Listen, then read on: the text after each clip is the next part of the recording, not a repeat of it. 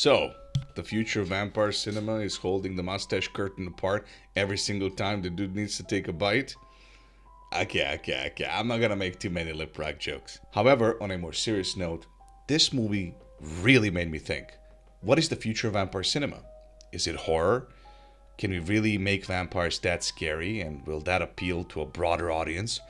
After 20 plus years of sparkling, brooding, Team Edward nonsense, can we really go back to the days of blood soaked terror? The horror genre has evolved so much.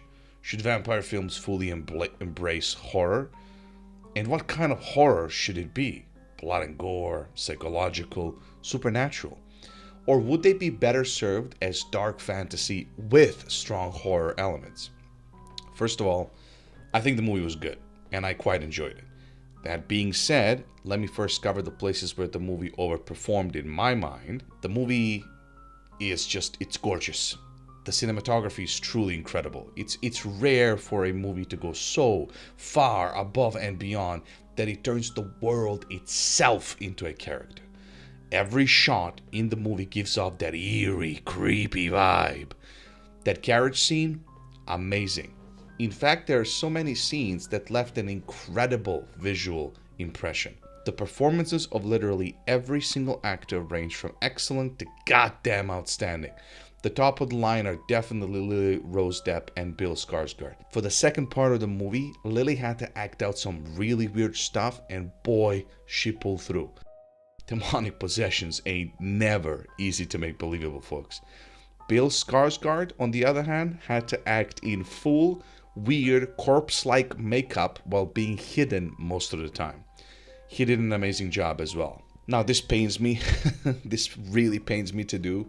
I love my boy Willem Dafoe. He's one of my favorite actors alive today.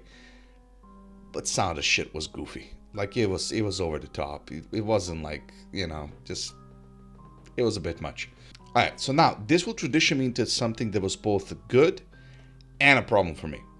Count Orlok is a character that is not really a character. He's more like a force of nature, like plague, death, or even in a strange way, time.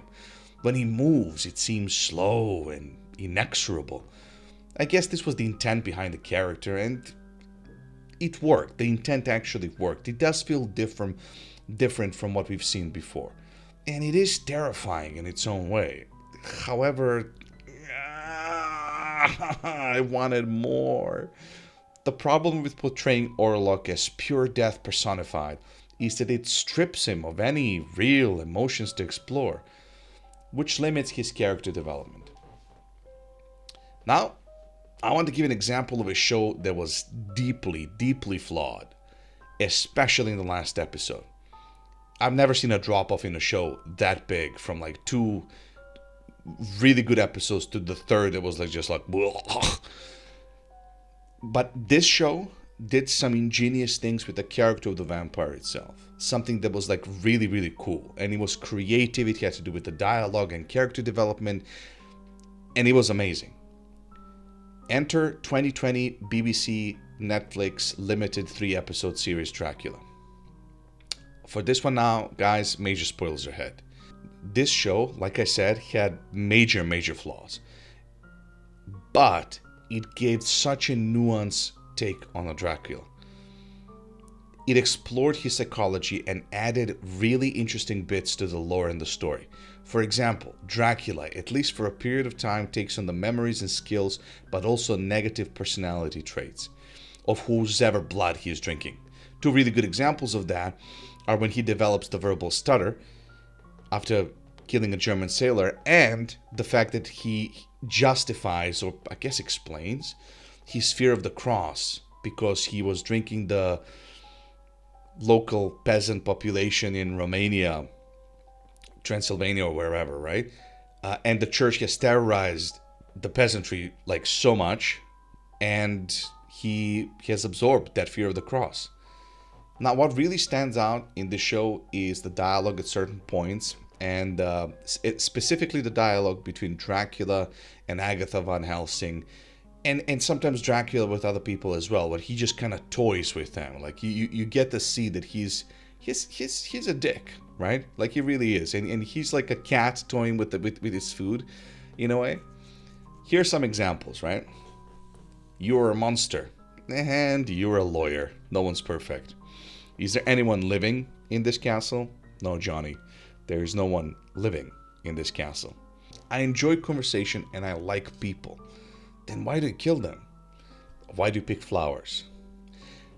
I've always approved of inherited power. Democracy is the tyranny of the uninformed. I am undead, not unreasonable. Ah, the beast revealed, ravenous for blood and stinking of grave dirt. The sophisticated gentleman, nothing more than a veneer. The sophistication of a gentleman, Agatha, is always a veneer. Now, these are some of the best lines that I remember personally, and there's a lot more, right? But this is what I'm talking about. This is like, it reveals the character, these little bits of lore, when you get to explore to him, like really speak to me, right? Exploring a 500-year-old bloodsucker. What would he be like on that level? Psychological, mental, his sense of morality and like, or lack thereof, right?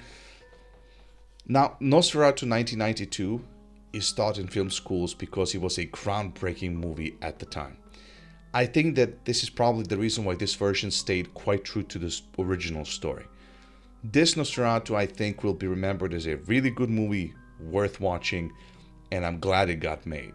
It pushes us away from the teenage vampire drama nonsense we had before. It doesn't go far enough, I think. It lacks certain things that would make it a really awesome. Now you can make your character this unstoppable force that just like feels like a force of nature, but you strip it of personality. You strip your characters of any development. Your main character, which is the vampire, is the title of the movie. You strip him of any real personality, and just like it feels incomplete, right? So where does that leave us? Nosferatu 2024 did give us a haunting, visually stunning take on the classic. But is that really the direction vampire films should be going? Should they be doubling down on horror? Which, like, this really wasn't a horror movie in a way. It was, like, creepy, but there were very few times when I genuinely felt afraid and scared, right? Is there room for a new type of vampire? One that is terrifying, but also psychologically rich, witty, funny, maybe even charming, like the best parts of Dracula 2020. Maybe the best vampire films moving forward won't just scare us, they'll make us think. Either way, we are past the goddamn sparkly teenage boys and girls, and just thank God for that. Alright, so I started with a mustache joke, so I have to finish with a similarly themed one.